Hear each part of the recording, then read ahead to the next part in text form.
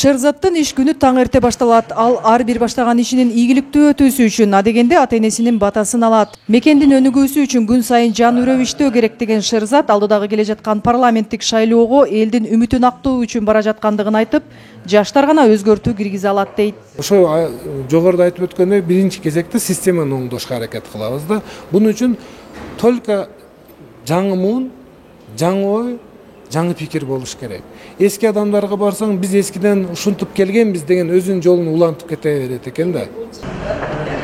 Ош шаарында төрөлүп өскөн Шерзат Сабиров орто мектепти жана жогорку окуу жайын аяктаган соң ишмердүүлүгүн Туркияда бир катар туристтик фирмаларда тажрыйба топтоо менен баштаган. 2011-15 жылдар аралыгында Туркиядан туризм жана менеджмент тармагын окууну уланткан Шерзат чет өлкөдөн алган тажрыйбасын Кыргызстанга келип, балдарга англис жана башка чет тилдерин терең үйрөтүү максатында окуу борборлорун ачат. Жакшы мугалимдер чыгарышыбыз керек. Жакшы мугалимдерибиз за граница кетип калбаш керек. Аларга айлыктарын жакшы кылып беришибиз керек. Эми азыр мугалимдердин айлыктарын уксаңыз, булар бир жашоого да жетпейт. Реалдуу жашоодо жашай албайт. Мугалимдер же коррупционер болушка туура келип атат, же ишини таштап башка жерлерге кетишке туура келип атат. Биз колубуздан келгенче бул жерде бир колубузда 30дай мугалим бар. Колубуздан келгенче жакшы айлык кылып берип иштетип атабыз буларды. Булардан биз азыр бир обратный отдачаны алып атабыз.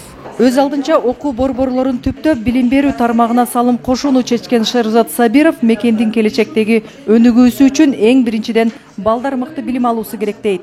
Кыргызстандагы билим берүү системасын оңдоо жана ишкер катары экономиканы чыңдоо үчүн негизги багыттарын айткан талапкер реформа жаштардын колунда экендигин баса белгилейт. Билим берүү тармагында эң чоң бир проблема бул мектептерибиз жок. Ар кандай зданияларды алып мектеп кылып отурушат. Бир класска кирсеңиз 50дөй бала окуп атат. Бул өтө чоң көйгөй деп ойлойбуз. Себеп дегенде бир мугалим 50 баланы окутушу өтө эле кыйын маселе болуп турат да. Биз келечекте биринчи кезекте ушул мугалимдерибиз айлыгы менен балдарыбыз окуй турган условияны жаратып бериш болуп атат.